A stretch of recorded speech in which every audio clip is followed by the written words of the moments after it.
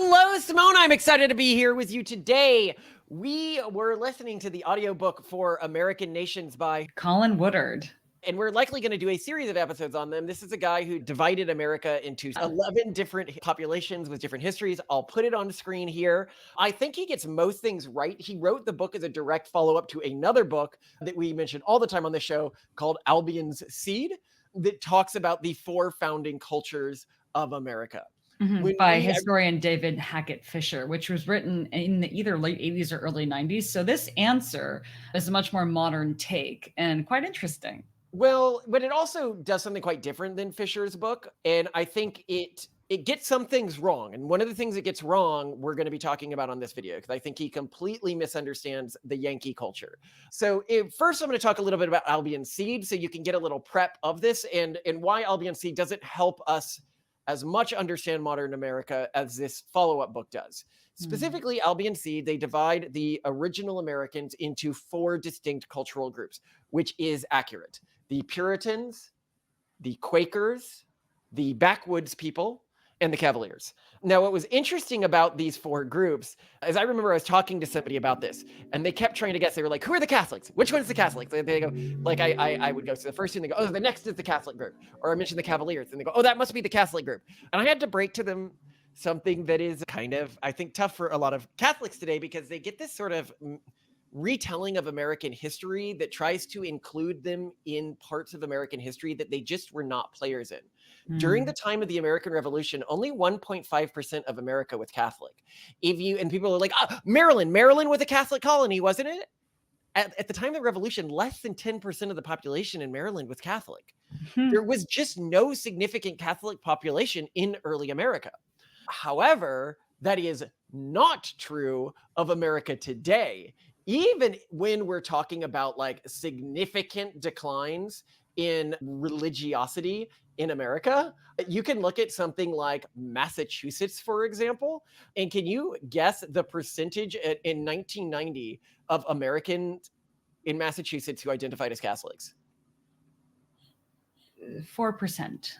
54%. Holy smokes. Do you know what it was in 2010?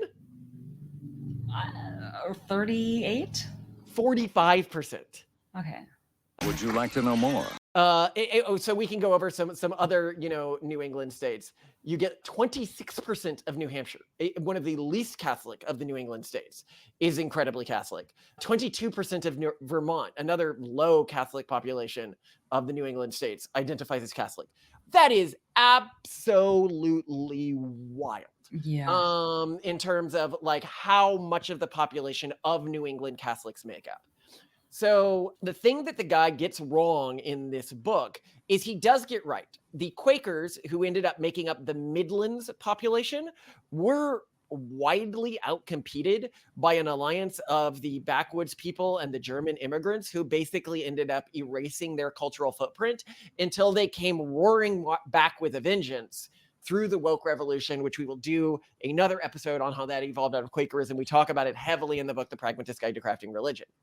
However, he incorrectly claims the Yankees evolved out of the Puritans, when in reality, the Puritans basically went extinct in the same way that the Quakers do. Oh, yes, they make up some small sliver of American population, but their ideals and their world vision was pretty much completely erased, except for some small bubbles in places like New Hampshire, which I think holds more to the Puritan political framing. But largely speaking, they were erased by the many waves of Catholic immigrants that mostly settled in the urban centers of New England.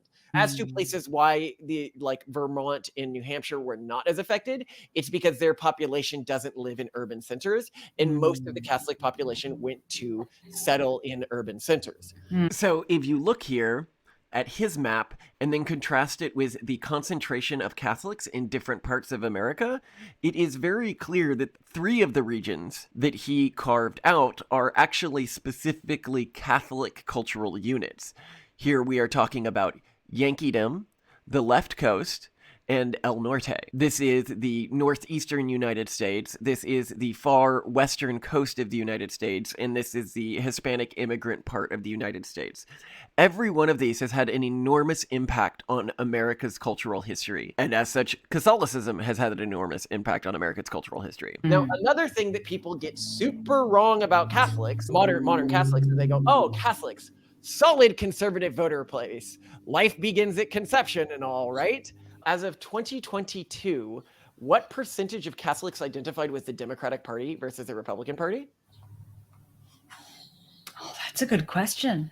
I would say probably 68% of Catholics identify with the Democratic Party because it focuses more on this like top-down control and like charitable giving to the weak, right?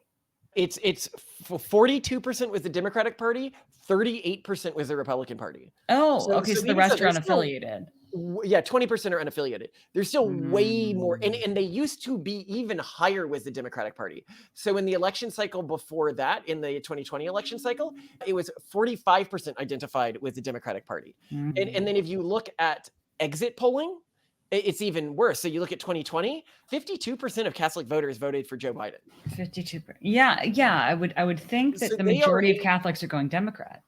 Yeah. Here I have contrasted two maps for you. One map is the percent of Catholics in different counties of America, and the other map is how those counties voted.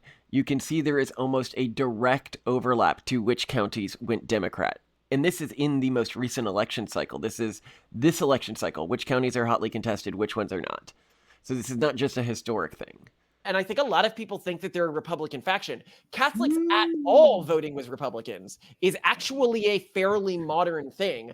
In the 1970s, so again, I mentioned this on the show, but a lot of people don't know this, the Republican Party ended up having to take a pro-life stance. It was majority, the Republican Party was the pro-choice life before, which much more fit with Republican values because the Protestant tradition generally believes that life begins like 12 weeks after conception, as Catholics did before about 200 years ago. You know, like Thomas Aquinas and Augustus Hippo used to believe this, but they did this shift recently with Pope Pius IX. Gone into that in other episodes. Don't need to go into it here. But one, it was the you know, Protestant religious thing to do, and it was the free choice thing to do, which is what Republicans were historically about. And so they did this switch in the 1970s specifically as a tactic to try to get some Catholics to vote Republican. And while it swung some Catholics their way, it has always been the minority of Catholics who this appealed to. And it was really just the single issue voters, because other than that issue, and we'll get into why, the Catholics vote and the Catholic cultural perception much more aligns with the Democratic Party. And I also think people forget how recently Catholics were accepted as a mainstream bloc within American society.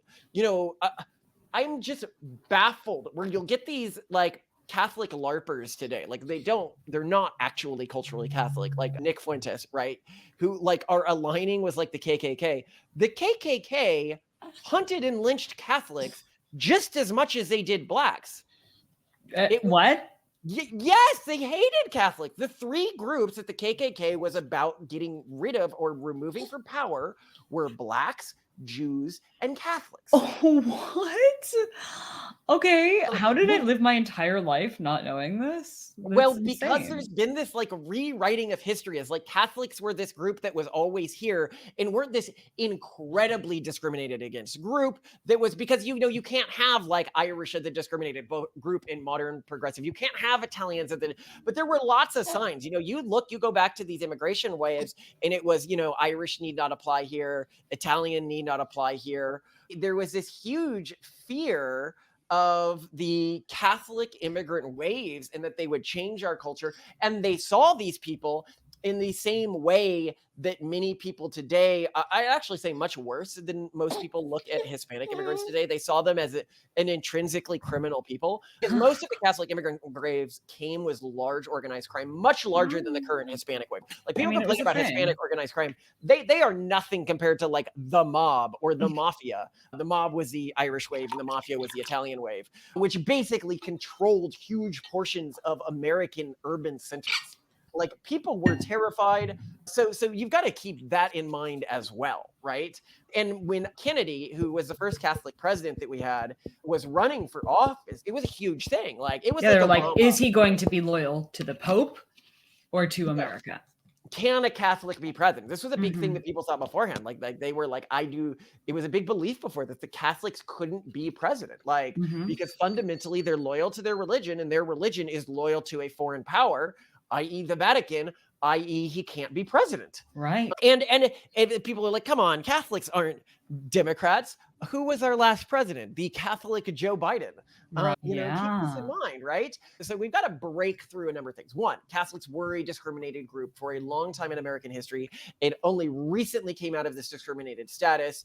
Its discriminated identity hugely shaped their cultural history, the way they impacted American politics, and the way they created. I think he is right about the boundary he drew around Yankeedom. I think he is wrong about what influenced their value set or how they came to exist as a cultural group.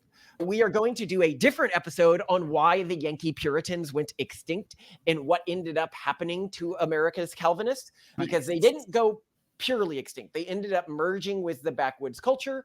You see a lot of this even in his book. And the backwoods people were already predominantly Calvinists. These were the incredibly violent woodland people who ended up creating Greater Appalachia, which is where my people are from. And I think people see this in my kids as like these sort of uncouth, violent, like us as well. Like, we prefer the lower arts. We are not concerned with sort of signaling high class. In fact, that would be considered like a very low class thing to do within the greater Appalachian cultural system. But we will get to a whole different episode talking about that. I want to focus now on how Catholics changed America. So when Catholics came into the United States, they behaved very differently than basically any cultural group that we had had in the United States before. Specifically, and I've talked about this in other episodes, but it's worth noting, during the recent sort of battle that we had as a country, this was over the COVID vaccines, you had two different ways of relating to truth. You had one group who said, well, truth should be determined by people who spent their entire lives studying a subject and then who are certified by a central bureaucracy. And then another group who said, in this case, the university system, that central bureaucracy is prone to corruption. Instead, we should all determine truths for ourselves based on our own research.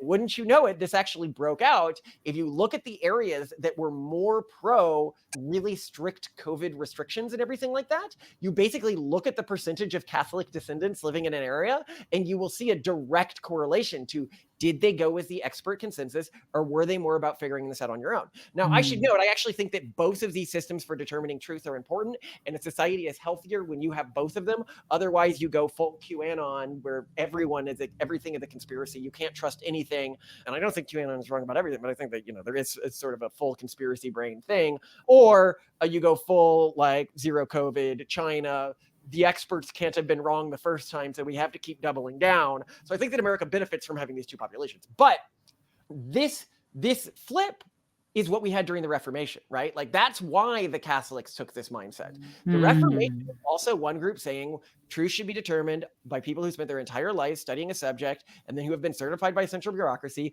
i.e., the priest system. And then another group who said, no, truth should be determined by individuals studying the Bible themselves. And then you have the secondary thing with the Catholic group that made them very different. So in the first Great Awakening in America, we'll have another episode on this, how it was sort of like the first social media movement, is the Catholics, when they were choosing, who would be appointed priests, who would, speak to people. One, the people couldn't even understand what they were saying most of the time because they were saying it in one language and it was a language that people didn't speak. And they were promoted through a bureaucracy.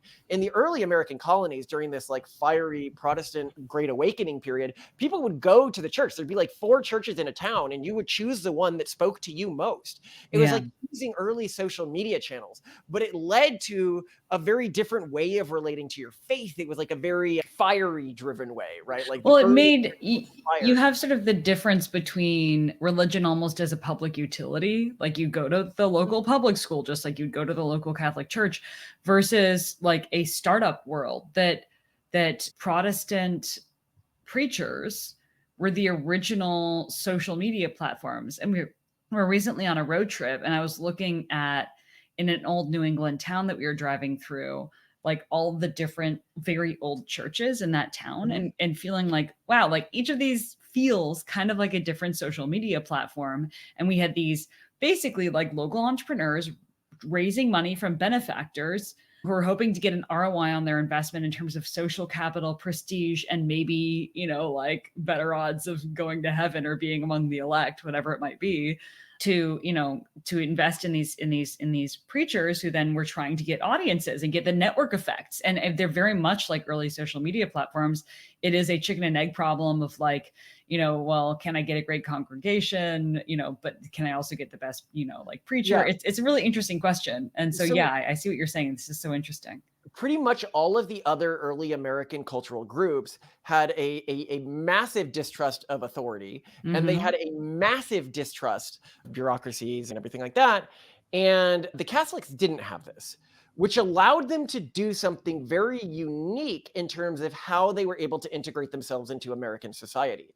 Mm. So there were two things that they did. One, we got to talk about organized crime, because organized crime wasn't just organized crime.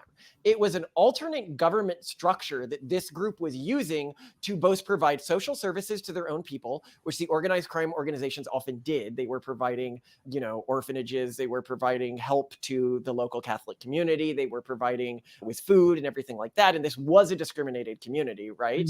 But Mhm. they also provided rules for that community and order for that community that superseded the local government's order. But something very interesting happened because they were able to form these large counter bureaucracies to the existing bureaucracies of the regions that they were moving into. But then they began to quickly integrate with the local regions. Specifically, this is where the stereotype of the Irish cop comes from in American history. They quickly took over pretty much all of the government bureaucratic positions, specifically the cops and other government bureaucracies in the large urban centers where they were. They were hugely disproportionately represented there. We even see this today in American politics, where if you look at the Supreme Court, it has been hugely overwhelmingly Catholic. And I'll add in post like just how overwhelmingly Catholic. I think it's like 80% Catholic or something. So, as of the last Supreme Court, for Supreme Court justices raised in Catholic families, you had John Roberts, Clarence Thomas, Samuel Alito, Brett Kavanaugh, Amy Coney Barrett, Neil Gorsuch, and Justice Sonia Sotomayor. That's a 78% Catholic majority in a Supreme Court within a country that only had a Catholic population of 20%. Absolutely wild. And so they were sort of like bureaucratic specialists. And it led to the culture that they were building in New England to have this Yankee culture, to have an incredible trust of bureaucracies and respect for bureaucratic traditions. So if you look at most of the other cultural groups, they would have looked down on, for example, lawyers, especially wealthy lawyers. So, and you see this in my family history. Remember I read that story about my ancestor who was like really into getting educated and everything like that? Well, he always called himself, he said, well, I'm a bacon and eggs lawyer. He never wanted people to know that he wasn't a subsistence liver, that he lived on a subsistence lifestyle, but he was a lawyer. And we'll get into why the backwoods people wanted to be seen as living on a subsistence lifestyle and not accumulating capital, because that was very important to their cultural tradition. But within the Catholic culture, no, this wasn't true. Being a lawyer, being a judge, being a police officer, these were all very respected traditions. This led to Catholics taking on a very unique role in the early economic hubs of America. When the Catholic immigrant waves came in, because they were much more comfortable taking these sort of bureaucratic positions than the Protestants were, they were able to flood local institutions like the police, for example, and build a majority Catholic police force really quickly after their immigration waves came in. And it was actually the rise of the majority Catholic police force that led to the fall of the mob, because there wasn't a need for an external bureaucratic operation to protect the Catholics when the Catholics controlled the police force. This is where you get that like stereotypical police officer's name of Murphy, but it wasn't just the police force. It was also the legal system. It was also the governing bureaucracy. It was every bureaucratic layer became majority Catholic about a generation and a half after the first major Catholic immigration waves. And so it moved the Yankee culture into being a much more pro-bureaucratic culture. But it also made it a culture that fundamentally, I think, didn't understand some of the things, like the older parts of American culture. So one of the things recently, like if you talk about like the gay marriage stuff and like, oh, gays shouldn't be allowed to get married in the United States. And I've noticed disproportionately it's the Catholic conservatives who push this, which from an actual American perspective is a very queer thing to be pushing, because some religions within America do believe that gays can get married. And if you are pushing that, then you are saying that the government should have the ability to choose how the Christian Bible should be interpreted. And this was actually one of the things that led to the revolution. So leading up to the revolution, one of the really like core evil things that the British government did is they said that the Presbyterian, the Calvinist ministers could not marry people. And they sent over Anglican ministers to marry people, saying that we should have control over who marries and who doesn't marry, and the traditions within which they marry. And this, to the traditional American system, was seen as horrifying. So during the revolution, I think a lot of people misunderstand the revolution's framing. So from the perspective of most of the revolutionaries, the way it's taught in school today, I think, to be more inclusive, is that they were mostly annoyed about just the taxes that they were under. But that's not really the way most of the revolutionaries thought about it. Most of the revolutionaries were like religious extremists, Calvinists. 70% of the white population in America, this is according to the Heritage Foundation, which is, a core conservative organization, were Calvinists during the American Revolution. And they saw the British Anglicans, who were trying to impose their religious system on them, as a Catholic light or a Catholic-like group trying to force them to live a more Catholic lifestyle. Yeah, still very much establishment, because the whole thing is, let me interpret for myself, or let my community interpret for themselves. Yes, it wasn't just that. It was the way that the Anglican Church is very Catholic in a lot of its traditions. And so they saw, and even its belief system, because that's what, when Henry VIII didn't really want to get rid of all of the great ceremony of the church. He liked all that stuff. He liked the hierarchy. He liked the ceremony. He just felt he had a duty to his people to produce an heir, and he felt like due to church politics, he wasn't able to do that. He never really wanted to move away from the Catholic vibe. He wasn't ever really sold on the Puritan ideal of like, we need to reinvent this from scratch. And because of like the Church of England, the Anglican Church, always very much looked Catholic from the perspective of the Protestant immigrants. And so when they were fighting the revolution, to many of them, this was a wholly religious war against a group that they saw as representing sort of the devil or the Antichrist. And so there was a huge and this is where this anti-Catholic sentiment came from. I'm not saying it was a good thing, but it's important to understand how strong it was in the early colonies. And so the Yankees then came, and this is also why many of the Catholics settled in the same areas and settled in this New England area, because that's where the ports were that they were dropping off the immigrants. And when the immigrants came into those ports, if they moved too far from these New England ports where the immigrants, the Ellis Island and stuff like that, where they were coming in, they would face an extreme amount of discrimination, possibly get killed.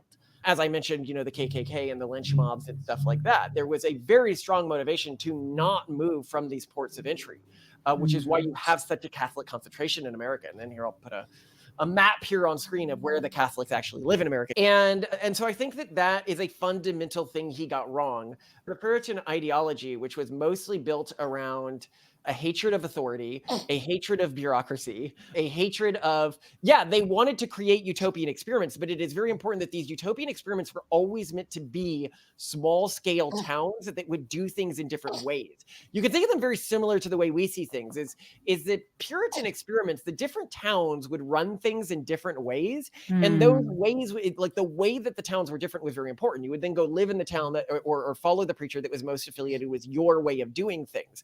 Yes, it was a city on a hill, but it was a city on the hill that was downstream of these influencer-like early churches that led to the Great Awakening.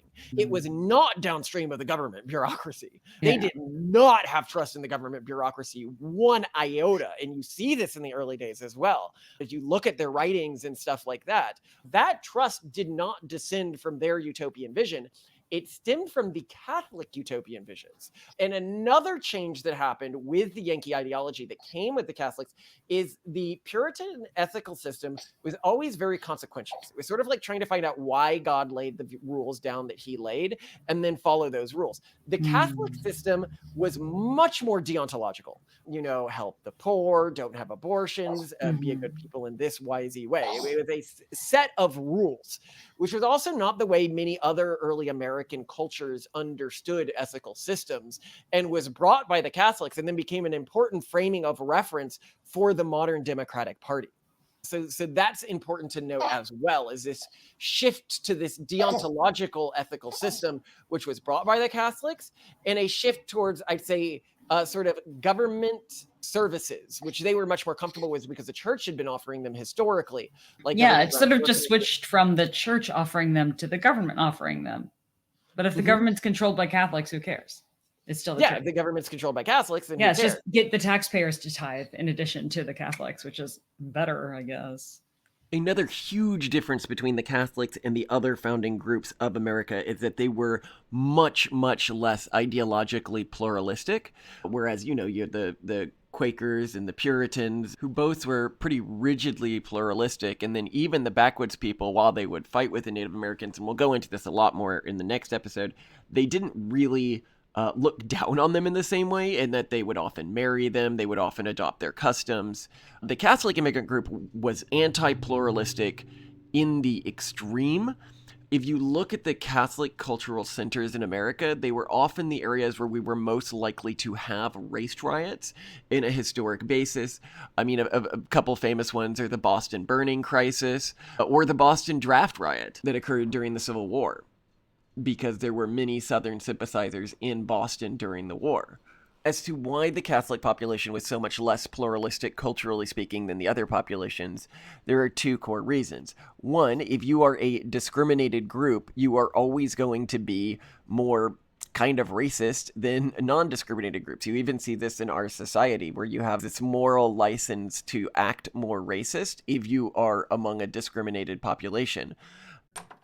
Harrison, why haven't you called? You know how I worry. I'm giving it up, Maggie. I'm quitting the force. It seems like every time we frame a rich black guy, he's back out on the streets in no time.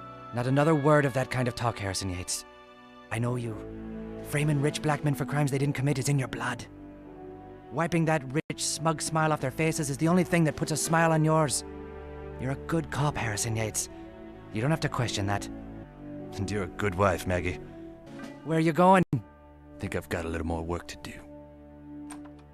And as to why populations that are at the top of society are more likely to be pluralistic, it's because they've already won in a pluralistic system. So they feel that, well, if you don't put any more rules on, we'll continue to win. Whereas people who are at the bottom of an existing system are like, well, if you added some more rules, then our group might end up doing better. So let's do that. Let's rig things in our favor. The pluralism is always the path favored by any group that thinks that they can naturally outcompete other groups. But in addition to that, you also just had, the Syllabus of Errors, for example, from Pope Pius IX, which said that essentially Catholics should try to take control of whatever country they're living in and make it a Catholic state, a theocratic state. It is in the Catholic tradition to attempt to use the faith to control a government and then use the government to legislate morality, where that was never really true of the Protestant traditions. They believed that you could set up individual towns that might legislate morality, but the moral ideas of one town are going to be very different than the moral ideas of another town. So you wouldn't want the town next door legislating your morality because you have this decentralized nature of the religion, whereas the Catholic tradition was historically very, very centralized. So it made sense to centralize the way the government was legislating morality. Of these reasons, one thing you will note, it is only this last one that applies to all Catholics rather than just the discriminated American Catholic groups. And this is why in other countries, Catholic populations are much more pluralistic than the early Catholic American immigrants. Yeah. And this is another thing. And again, I should note, I have nothing against the Catholics, just culturally it's sort of because we are descended from the Puritan culture, is like oil and water for us. And one thing I was thinking about is how much of an easier time, like a huge portion of our friend group is Latin American immigrants, which I think is another thing that people really miss, is how similar the current Latin American immigrants are dispositionally to the Irish when they first immigrated, or to the Italians when they first immigrated. Very, very similar cultural systems. And it can be hidden when we talk about Latin American immigrants. They are one step removed Spanish immigrants, okay? They are from Southern Europe, just like the Italian immigrant waves were. Yes, there's some Native American DNA in them, but I think in the majority of cases, it's a minority. This is mostly a Spanish, Portuguese immigrant group. When I Google this, I get answers between 60% and 80%. So it is the majority. And I point this out not because like European DNA is better or something like that, but just culturally speaking, these individuals are really not that different from the Italian immigration wave, which was just another wave of Southern European immigrants who were majority Catholic coming into the United States. The thing that is different is not the nature of this immigrant wave, but the nature of America now, i.e. all the social services that we offer as a country. You cannot offer social services to immigrants and have porous borders. That's just stupid, because that's going to disproportionately select for the least productive immigrants. And so a lot of people can, one, forget that, but two, they can forget how similar they were to these early waves. And it's like, why do I have so many more friends in this group? And I think it's because when I talk with them, they know that their value systems aren't American, and they're like okay with that. They're like, oh, well, maybe we can adopt to a more American system, or learn about the American system and learn about how to make our value systems sort of align with the American value system. Whereas these older, because there's been so much sort of cultural brainwashing to try to integrate the Catholic population, which I appreciate, like Columbus Day and stuff like that. That was created to integrate this discriminated population, to make an Italian one of the like founding American forefathers, because there weren't really any important American forefathers. There were a few like random ones, but not really. So they had to go, oh, Columbus, that's the American Catholic, forefather. But they now like, I'll talk to them. They'll be like, well, these are American conservative values. And I'll be like, those are not American conservative values. Those are Catholic values that you brought over in one of the immigrant waves. And some parts of the conservative party have gotten confused about value sets, and they'll start spouting value sets. And I'm like, no, that's a Catholic thing. And this is where you've gotten sort of two groups of Catholics in American politics now, which is the core group, which moved to sort of the Democrat faction, and then the more extreme religious group, which is sort of very deontologically ethical and has moved into the conservative bureaucracy. And that's where they played a huge role in shaping America as well.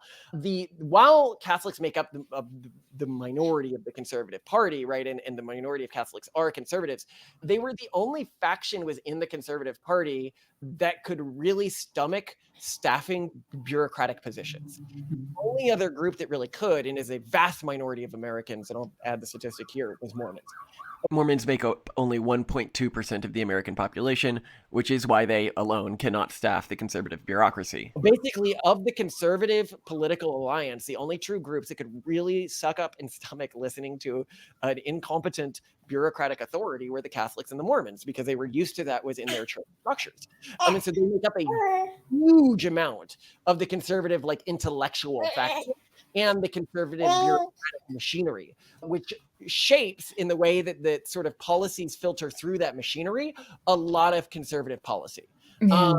So that's also really important in terms of how they shaped American history through the way that they affected that. Yeah, you've been pretty organized with this, so I'm trying to think. And you surprised me with some interesting facts too. I would just, I guess, like your thoughts on like the implications of what this means for the future of both the Republican and Democrat Party, and where do you think Catholics are going to go? Also, do you think that their influence is on the rise, or do you think it's going to decline given current Catholic birth rates? So Catholics' influence is definitely both on the rise and in the decline. Right? I feel like there's an argument for both. No, there's two different Catholic factions, or there's a number of different Catholic factions, and we'll talk about the ones that are going to rise and the ones that are going to fall apart. First, the one that has just been absolutely murdered recently, It used to be that the bureaucratic apparatus of both the conservatives and the Democrats was mostly Catholic run.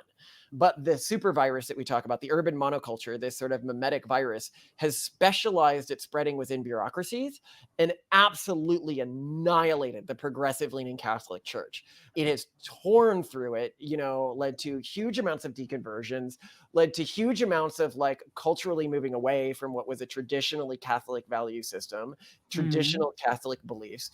And so they're basically Catholics in name only at this point, the ones who stayed within the bureaucratic apparatus of the Democratic Party. And they've also become incredibly low fertility, even lower fertility, as we've mentioned. The average Catholic in America that was born in America, not that immigrated, is lower fertility than the average American. So they just got hit really hard by the urban monoculture, much harder than other groups, because they were bureaucratic specialists. And then another group comes in, Pac-Manning the bureaucracy, and unfortunately it ate them. Then you have the deontological Catholics that had historically been really like super strongly deontological Catholics, like this is what's true.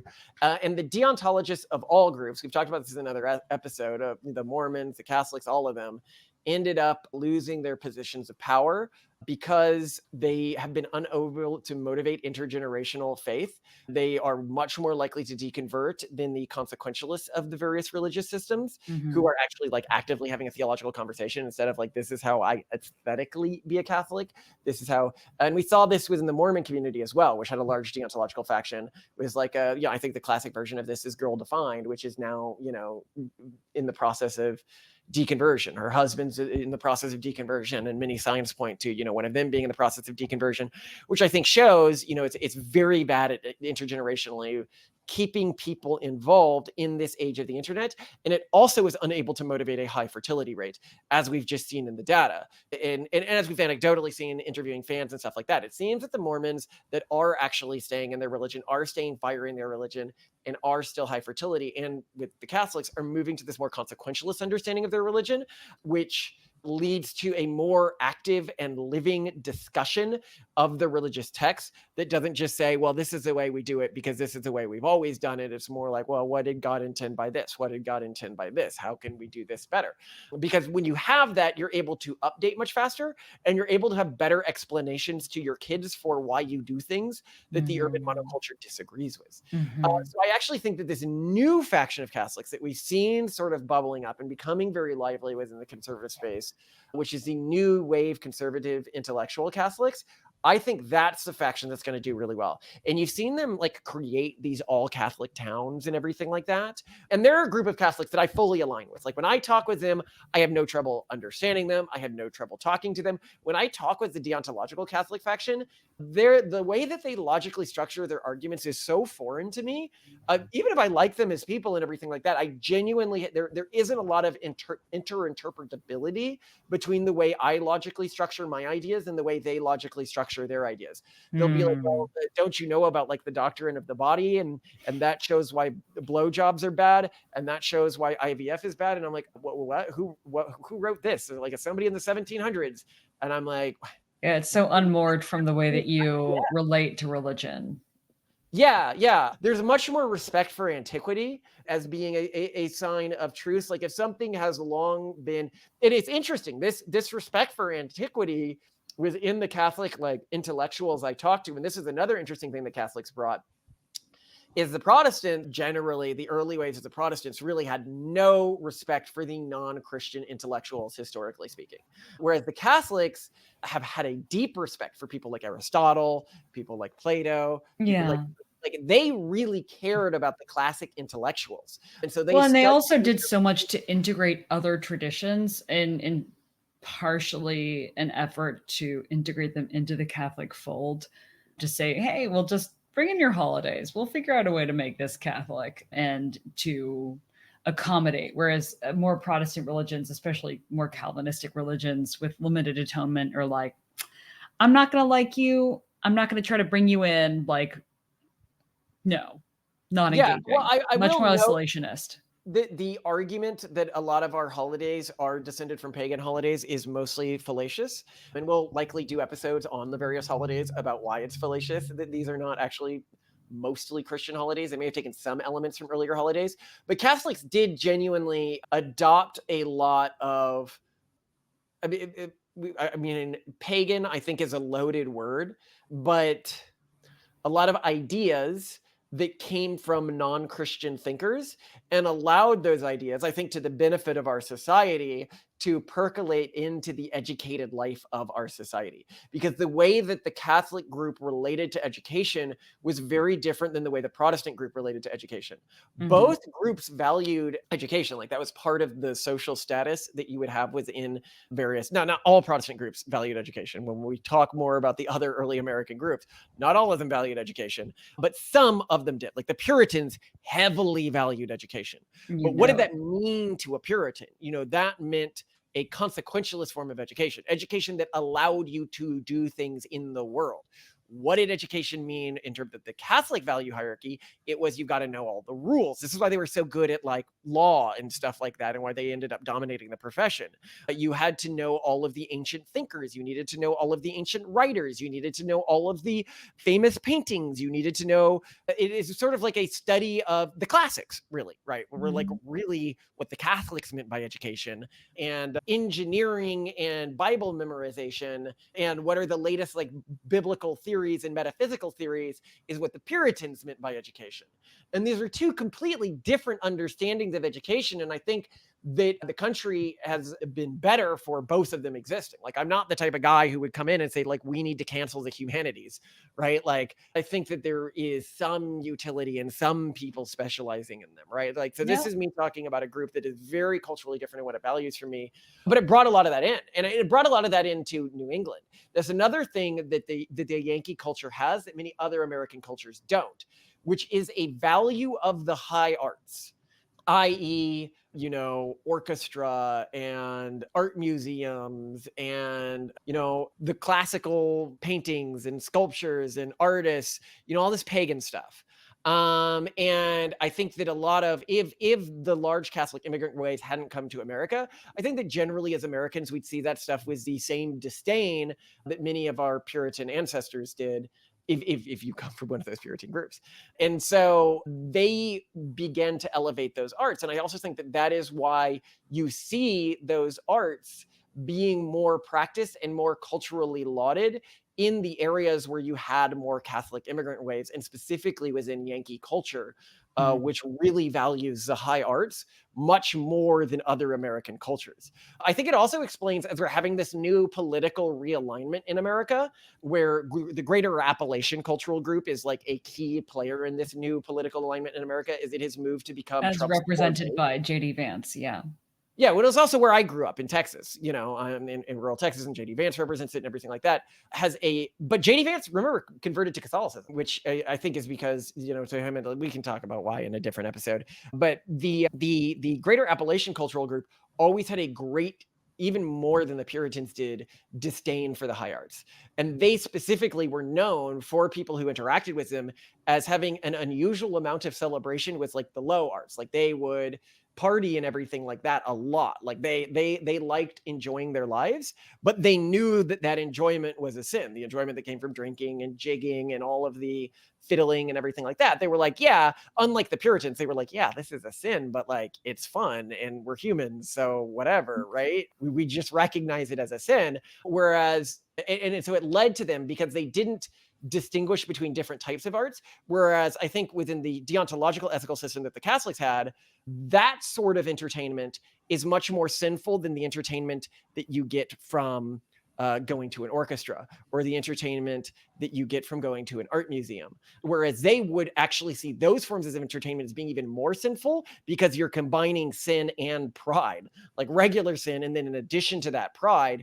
And so they always look to like low culture forms of entertainment. And I think that this is why, and I think that this is very odd to people, is how much of Trump's base is really into what I would call low culture, like from Warhammer, like God Emperor Trump, like all of the anime memes for Trump, all of the 4chan for Trump and stuff like that. This like rebellious, intentionally low culture group. Why are they moving to Trump? It is because they are coming from this greater Appalachian cultural group that always elevated low culture, and that you're seeing this clash with the historically Catholic ideas around like what is sin and what is not sin, right? Mhm. Which is really interesting to me. This 11 cultures or nations within America concept, I think, also much better helps understand the current political realignment in America. Here I have put a map on the screen that shows each of them colored by how they voted in the last election cycle, how far red or blue they are. And what you will notice is Trump's core base. It's not the Deep South. It's not the Far West. It's Greater Appalachia. Greater Appalachia is, and this is, my people, the furthest pro-Trump group. These are the descendants of the uncouth, violent backwoods people who are very different than like the Deep South that used to be the GOP Inc.'s core base. Another really interesting thing to people is Yankeedom is actually one of the least far Democratic factions, with the core Democratic factions actually being the left coast and as well as the Tidewater Basin, with the recent Hispanic immigrant regions of the United States being far more blue than the far northeast of the United States. I think what also might surprise people is that the left coast is more blue than the New Netherlands area or the New York area. So the far western coast of the United States is even more blue than the more blue New York area by a pretty significant margin. Did you have any final thoughts on this, Simone? Only that I loved getting your take on this. When I was going through the book with you in our long car ride, I was not having these thoughts. And I just love that you add a whole new layer to the things that even I'm consuming. So thanks for that. I adore you. I found it so interesting in the book that he was like, oh yes, you have a cultural continuity from the Puritans till today. And I was like, no, you are underestimating the size. If you look at the immigrant ways, like, remember I was talking like, how do you get like 50% Catholic population in these regions? Well, you just have to look at the immigrant ways. At certain times in cities like Boston, 37% of the population was a first generation Catholic immigrant. Like huge chunks. Imagine if one of our major cities in the US right now was that percentage first generation immigrant.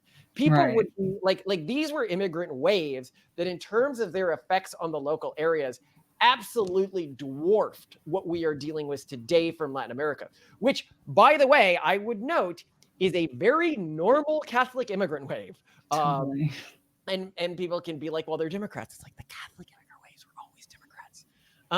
And they're like, but they have different values than us. The Catholic immigrant waves always had different. They bring organized crime. The Catholic immigrant waves always bring organized crime.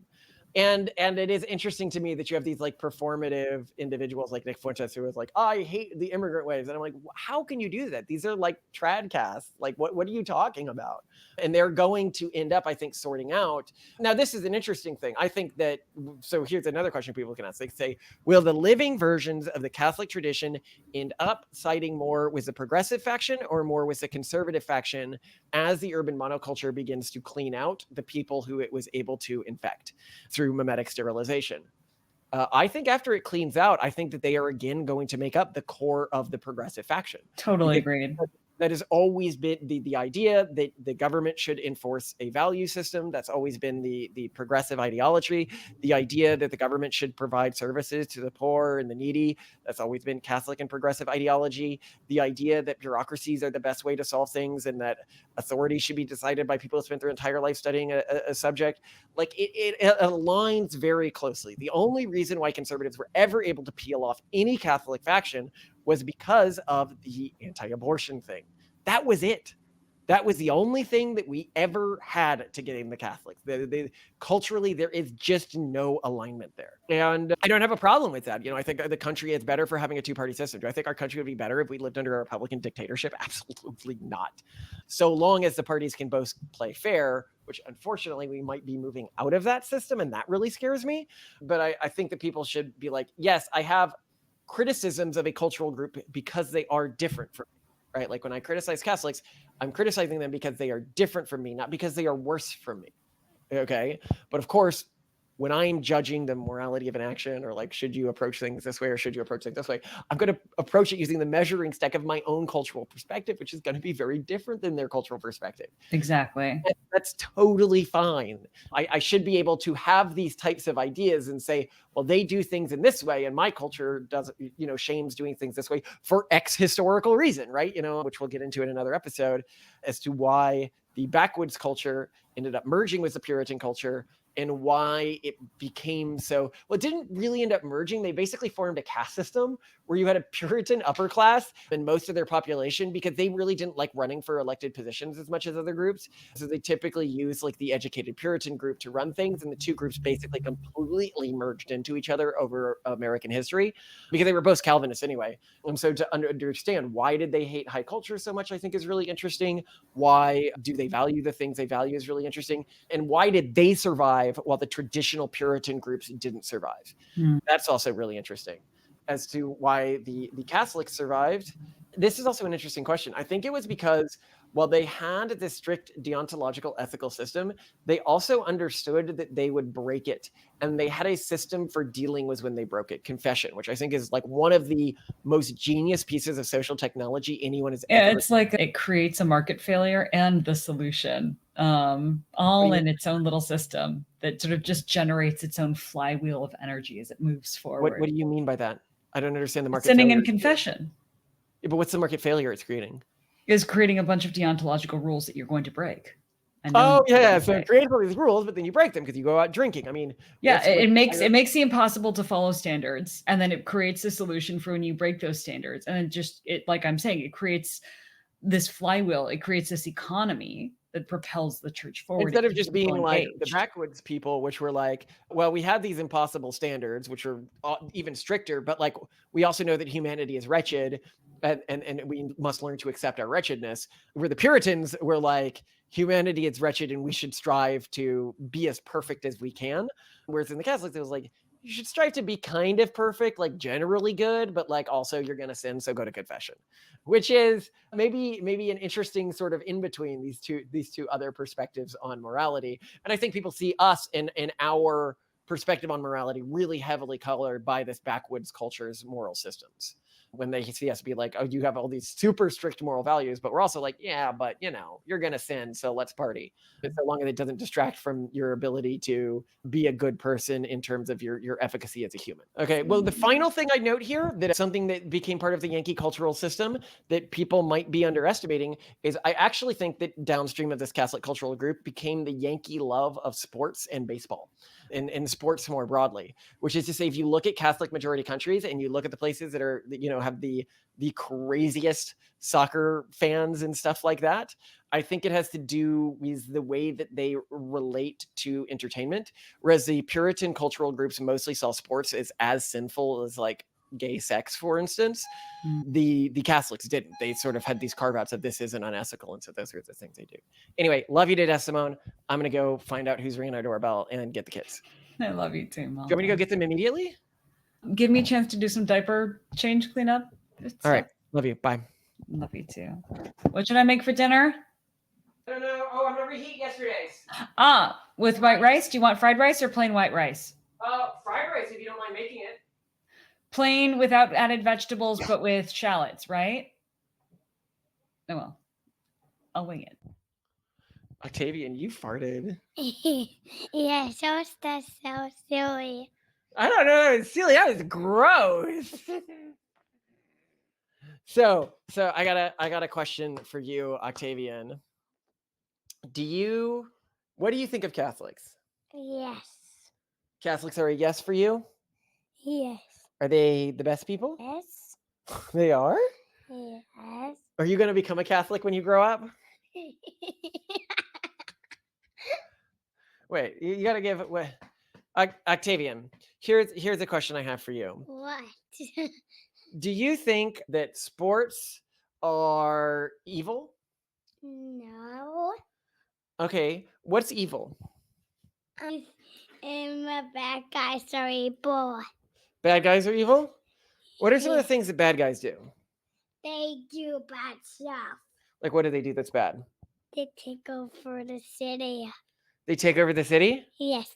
Do you want to take over the city one day? No. You don't want to take over the city? Do you want to take over the world? No, I'm not. You're not going to take over the world? Can you promise him you won't take over the world? I promise I will not take over the world. What did you bring to the house today? What's in the package? What's in the package is a Sinky teddy bear. So I need Daddy to clean it. Dad. So I just got my Sinky teddy bear in the box. What I did, I made Daddy to clean it. Is he your friend? Yes. Is the teddy bear a Catholic? Well, he's dirty. So yes. Wait, what? Well, if he's dirty, then no. If he's clean, then yes. If my teddy's clean, then yes. Or if my teddy's dirty, then no. Okay, so he stops being a Catholic when he's dirty. Oh, there's dirty. But when you made get it the wash. dirt off, then he's a Catholic because Catholics are clean, right? Yes. And can Okay, you that's clean? much better. Hey, can you clean this for me? That was about to get very problematic, Octavian. Oh,